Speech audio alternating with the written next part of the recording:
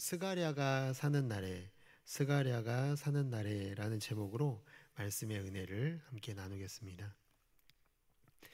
얼마 전에 인상적인 그 뉴스를 하나 접하게 되었는데요. 세계은행이 중진국 함정을 극복한 처음이자 마지막 나라로 대한민국을 소개하는 그런 뉴스를 보게 되었습니다. 중진국 함정이란 어떤 것이냐면, 저소득 국가가 중진국으로 진입을 한 뒤에 여러 요인으로 인해서 고소득 국가로 진입하지 못하고 중진국에 그대로 머무르거나 오히려 저소득 국가로 후퇴하는 것을 말합니다.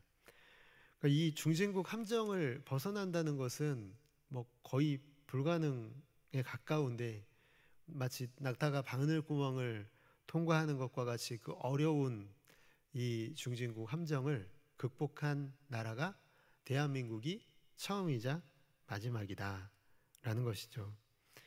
중진국 함정을 벗어나기 위해서는 꼭 충족해야 될 몇 가지 조건들이 있더라고요. 이 시간에는 자세히 설명하기가 힘든데, 참 이 조건들을 저는 보면서 정말 이건 하나님의 도우심이 없었다면 대한민국은 이 자리까지 오지 못했겠구나, 이건 정말 하나님의 은혜일 수밖에 없다라는 생각을 하게 되었습니다. 선진국에 도전했던 나라들이 얼마나 많이 있었습니까? 그런데 거의 대부분의 나라들이 그렇게 그 여러 조건들을 충족하지 못하고 주저앉은 반면에, 우리나라는 기적과 같이 그 어려운 조건들을 도장 깨기 하듯이 다 통과하고 중진국 함정을 극복하고 선진국의 반열에 들어서게 되었다는 점, 참 놀랍죠. 현재 대한민국의 1인당 GDP는 3만 7천 달러 가까이 되더라고요. 일본이 지금 3만 3,600달러쯤 되는 걸 생각한다면은, 일본을 추월했다는 것은 믿기 힘든 정말 기적과 같은 일이죠. 정말 이건 게임에서나 일어날 법한, 영화에서도 이렇게 영화 대본을 쓴다면 이건 욕먹을 일일 정도로 정말 기적과 같은 일이 하나님의 은혜로 우리에게 일어난 것을 보게 됩니다. 그런데 정말 이 사실이 가슴 벅차고 감동적인 이유가 뭐냐면, 그 시작점은요, 정말 상상하기조차도 어려운 일 아니었습니까? 광복을 맞이한 그 시기에 일제 식민지에서 겨우 벗어난 이 나라가요, 너무나 가난한 상태에서 또 6.25 전쟁을 맞이했고, 전국토가 초토화된 그 시점에 전 세계에서 가장 가난한 국가로 대한민국을, 그렇게 가난한 국가 중에 하나였던 대한민국이 참 그렇게 기적과 같은 일이 일어났다는 것은 너무나 가슴 벅차고 참 가슴 뜨거운 일이 아닐 수가 없습니다. 근데 제가 왜 이 말씀을 이렇게 장황하게 드렸냐면, 오늘 본문의 남유다가 이런 상황 가운데 있었기 때문에 그렇습니다. 금요일 날 살펴본 것처럼요, 참 북이스라엘과의 전쟁의 패함으로 인해서 남유다는 거의 거지 나라가 되었죠. 완전히 쫄딱 망했습니다.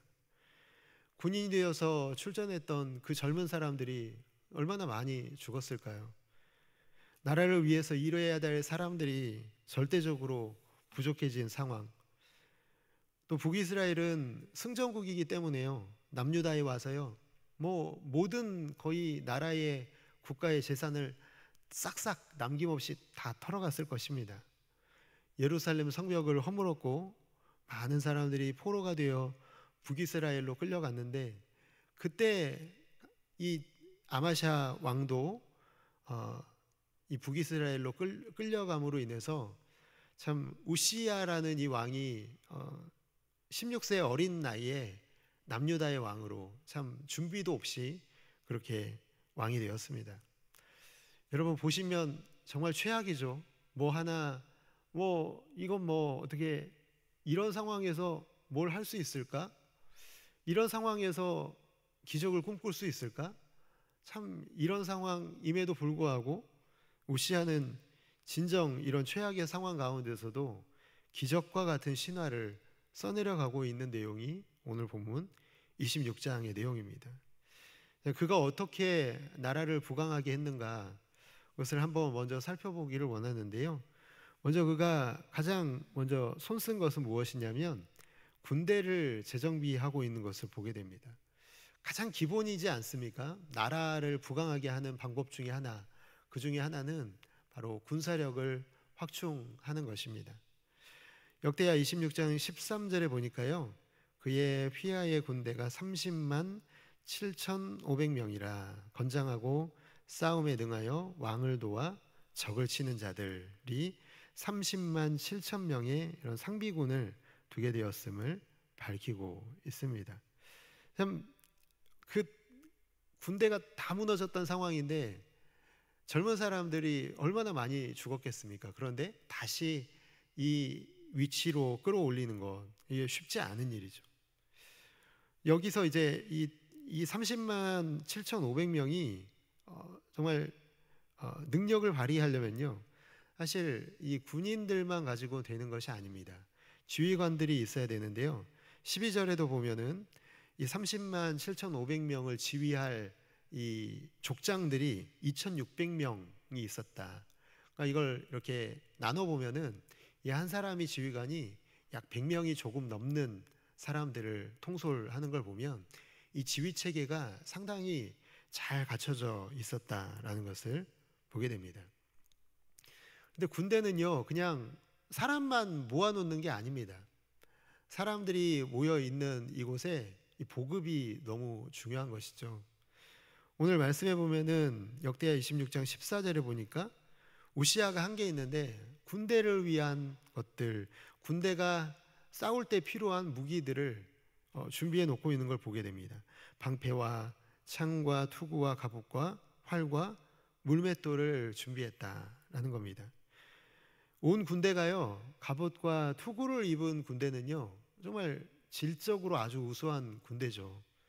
자신의 어떤 그런 재능에 따라서 필요한 무기들, 뭐 어떤 사람들은 활을 잘 쏠 때 활을 준비했을 것이고, 어떤 사람들은 이 근접전에 능한 사람들은 칼과 창을 줬을 것입니다.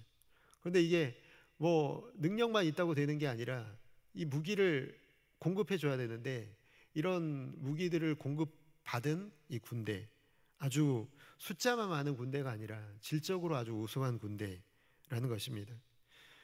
역대하 26장 15절 상반절에 보니까 이렇게 되어 있습니다. 또 예루살렘에서 재주 있는 사람들에게 무기를 고안하게 하여 망대와 성곽 위에 두어 화살과 큰 돌을 쏘고 던지게 하였으니, 과학자와 또 기술자들을 우대해서요, 이 군대에 필요한 또 새로운 무기들을 또 개발하도록 하고 있는 모습, 참 우수한 지휘관, 잘 훈련된 군대, 또 질적으로 우수한 무기를 갖추고 또 과학 기술까지도 장려하고 있는 우시아는 참 현명한 왕이라는 것을 살펴볼 수가 있죠. 이제 정예 군대가 된 이 유다군이요, 이 주변에 있는 나라들을 휩쓸고 다닙니다. 블레셋을 침공하고 그들이 쌓았던 그 성벽을 헐어버립니다. 그리고 그곳에요, 방어용 또 성벽을 쌓죠. 다시 도전하지 못하게 블레셋을 완전히 눌러놓습니다. 또 아라비아와 또 마온 사람들이 정복되고 암몬 사람들도 또 조공을 바치게 합니다. 이 우시아의 이름은요, 이제 애굽 변방까지 그의 이름이 알려질 정도로 강력한 나라의 이 아주 능력 있는 왕으로 소문이 나게 됩니다. 그러나 여러분, 군사력은요 항상 소모되는 겁니다. 아무리 돈을 쏟아부어도요, 경제력이 받쳐주지 못하는 군사력은 아무 의미가 없죠. 경제력에 또 받쳐줘야 되기 때문에 우시아는 경제에 대해서도 상당히 신경을 쓰고 있는 것을 보게 됩니다. 먼저 목축업을 장려하는데요, 여기 읽지는 않았지만 여기 보면은 고원과 평지에서 가축을 기르고 또 산과 밭에서 농사를 짓게 합니다. 그렇게 농산물 또 목축업을 통해서 이런 낙농업을 함으로 인해서 상당히 경제적으로도 아주 부강한 위치에 오르게 되죠. 근데 그것뿐만이 아니라요. 아주 이 우시야 왕이 명석한 것이, 그렇게 우리가 먹고도 충분히 남는 일이 생기니까 그가 무역항까지도 점령을 하게 됩니다. 솔로몬 시기 경제 부흥이 일어났던 것을 우리가 기억하죠. 그때 가장 큰 몫을 한 것이 뭐냐면 엘롯에 있는 에시온게벨이라는 무역항입니다. 그것을 통해서 중개 무역을 함으로써 많은 부를 쌓았던 것을 우리가 기억하죠. 그런데 이게 이제 남유다가 힘이 빠지면서 다시 에돔 땅으로, 에돔의 소유로 넘어갔는데요. 그것을 다시 빼앗아 옵니다. 2절의 말씀에 보면은 우시야가 엘롯을 건축하여 유다에 돌렸다라는 것을 기록하고 있죠. 다시 이제 전 세계를 상대로 교육을 할 수 있는 준비가 되어 있었다. 그러니까 이제 유다의 경제가요, 초호황기에 접어든 것을 보게 됩니다. 앞서서 살펴봤던 것처럼 경제력, 그리고 군사력, 나라가 정말 부강한 나라가 된 것을 보게 됩니다. 그런데 우시야의 성공을 보면서 의문이 들지 않습니까? 이게 어떻게 가능했을까요? 앞서 말씀드린 것처럼 아무것도 없는 이런 상황 가운데서 정말 이게 그냥 딱딱딱딱 맞아 들어가도 이렇게 되기가 너무나 힘든데 어떻게 이런 일이 일어났을까? 여러분, 역대하 2장 15절의 하반절의 말씀에 보면은 이렇게 되어 있습니다. 그의 이름이 멀리 퍼짐은 기이한 도우심을 얻어 강성하여짐이었더라. 아멘. 누가 봐도요, 남유다에 일어난 일은 이렇게 표현할 수밖에 없는 거예요. 기이한 일이다. 이건 정말 어떻게 이런 일이 일어나지? 기이한 일이다. 기적과 같은 일이다. 이 기이한 일을 도우시는 분이 하나님이시라는 겁니다. 하나님이 기이한 방법으로 도우셨기 때문에 그 거지 꼴이 되었던 이 나라를 일으켜서 우시야가 여기까지 끌고 오도록 한 것은 하나님의 역사, 하나님의 기적과 같은 도우심 때문이었다라는 것입니다. 세계 최빈국에서 75년이 지난 후에 선진국이 된 대한민국처럼요, 남유다에 일어난 이 일은 정말 기적에 가까웠다라는 것이죠. 사람들의 평가는 그게 하나님의 이 이스라엘 백성들이 믿고 있었던, 이 남유다의 백성들이 믿고 있었던 그의 여호와 하나님의 도우심이 아니었다면 이렇게 되지 못할 거야 라는 평가를 주변에 있는 나라들의 백성들이 내리고 있었다라는 것이죠. 그렇다면 여러분, 하나님이 우시야에게 왜 복을 주셨느냐라는 거예요. 뭘 잘한 걸까요? 여러분, 5절이 그 힌트인데요. 5절의 말씀은 같이 한번 읽어볼까요? 시작. 하나님의 묵시를 밝히 아는 스가랴가 사는 날에 여호와를 찾을 동안에는 하나님이 형통하게 하셨더라. 아멘. 여기 스가랴라는 선지자에 대한 언급이 나타납니다. 근데 딱 이 한 문장이거든요. 스가랴가 뭘 했다, 이걸 했고 저걸 했고 그런 내용 하나도 없습니다.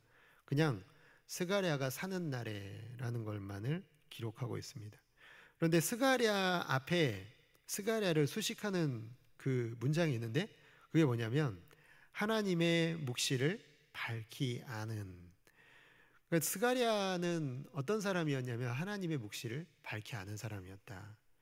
이걸 어떻게 설명할 수 있을까요? 그러니까 늘 하나님을 경외하도록 옆에서 가르쳐 주었다. 하나님의 말씀과 가까운 사람, 하나님과 영적으로 늘 교통하고 있었던 사람이 스가랴였는데요.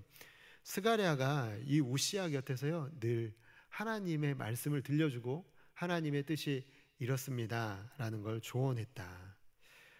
왜 이게 뭐 특별한 일인가 싶지 않습니까? 뭐 이것 때문에 그럼 하나님이 도왔다고?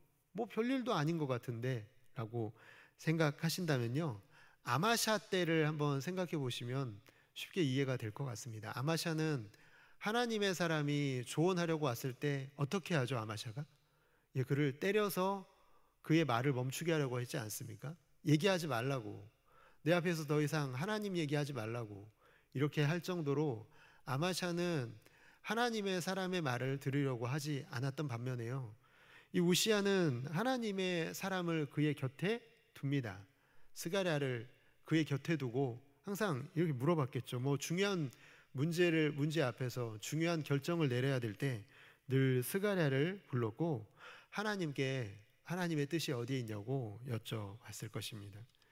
또한 스가랴가 전해주는 그 하나님의 말씀을 귀담아 들음으로 인해서 하나님께서 이 우시야에게 형통함을 주셨다라는 것입니다. 여러분, 이게 우시야의 성공 비결이었다는 것입니다. 겸손히 귀를 열고 하나님의 말씀에 귀를 기울이는 이 우시야에게 하나님이 복을 주셨던 것이죠. 그러나 참 너무 감사하고 좋은 일이긴 한데 우시야에게는 명확한 한계가 있지 않습니까? 그게 뭡니까? 5절을 다시 한번 보면요, 그에게 명확한 한계는요, 스가랴가 사는 동안에만 하나님을 찾았다는 겁니다. 그가 스가랴를 통해서 여호와를 찾는 동안에만 하나님이 형통함을 주셨다라는 거예요. 우시야는 스가랴를 통해서만 하나님을 만났다라는 거예요. 이건 계속 우리가 살펴봤던 것처럼 그의 아버지 요아스가 여호야다가 사는 날 동안에만 하나님을 찾았던 것, 아마샤도 마찬가지고요. 하나님을 그가 인격적으로 만나지 못하고 있는 것을 보게 됩니다. 하나님과 인격적인 신뢰의 관계를 직접 맺지 못하고 있는 이 우시야, 결국에는 스가랴가 죽은 후에는 하나님을 찾지 않는, 결국에 그는 이제 후에 내일 살펴보게 되겠지만 그래도 결국에는 하나님 앞에서 온전하지 못한 모습으로 그의 마지막을 또 맞이합니다. 오늘 우리는 다른 사람을 통해서 하나님을 만나지 말아야 됩니다. 내가 직접 하나님과 대면해야 됩니다. 여러분 너무나 잘 아시죠? 뭐 예전에 우리 좀 남자분들은 신앙이 약하니까 그 아내분들의 신앙을 의지해 가지고 나는 뭐 아내 치맛자락 붙들고 천국 갈 거야, 이런 얘기들을 많이 예전에 했던 얘기를 제가 들었습니다. 그런데 하나님을 내가 아니라 다른 사람을 통해서 만나다는 것은요, 너무너무 불안하고 안 좋은 일이죠. 어떻게 하나님을 내가 대면하지 않고 하나님을 향한 신앙이 있다고 말할 수가 있겠습니까? 뭐 억지로 끌려와서라도 하나님 앞에 앉아 있는 거 너무 귀하지만 하나님을 내가 늘 만나고 하나님과의 관계가 견고하지 못하면 결국에는 하나님을 떠나는 상황이 생길 수밖에 없습니다. 씨름해야죠. 하나님을 대면해야 되고, 내 어려운 상황 속에서 다른 사람을 의지하는 게 아니라 하나님 앞에 내가 직접 나가서 부르짖고 하나님과 씨름하고 단판을 지어야 되는 것, 하나님은 그것을 원하십니다. 하나님은 우리가 그 믿음으로 하나님 앞에 나오기를 간절히 원하시는 것이죠. 우리가 부른 찬송가 288장, 그것은 다시 한번 기억해 본다면 예수를 나의 구주 삼고 성령과 피로써 거듭날 때 이 세상에서 내 영혼이 하늘의 영광을 볼 수 있다는 이 간증, 여러분 이 간증은 하나님을 직접 대면하고 씨름한 사람만이 부를 수 있는, 또 고백할 수 있는 간증인 줄을 믿습니다. 그리고 이곳에 있는 모든 성도 여러분들 모두의 간증이 되시기를 주님의 이름으로 축복합니다.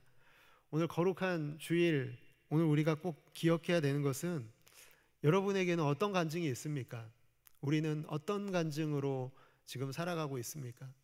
내가 앞으로 살아가는 그 모든 날 동안에 내 삶에 평강이 있다라고 한다면, 하나님이 나를 도우시고 평안을 주시고 형통하게 하셨다라고 한다면요, 그건 분명히 어떤 사람에게 그런 형통과 복을 주시냐면 바로 이런 간증이 풍성한 사람, 하나님을 만나고 하나님과의 관계 속에서 내가 하나님을 경험하고 체험하고 나를 도우심을 늘 경험했던 사람에게만 하나님께서 복을 주시고 하나님이 도우시는 것은 너무나 당연한 일일 것입니다.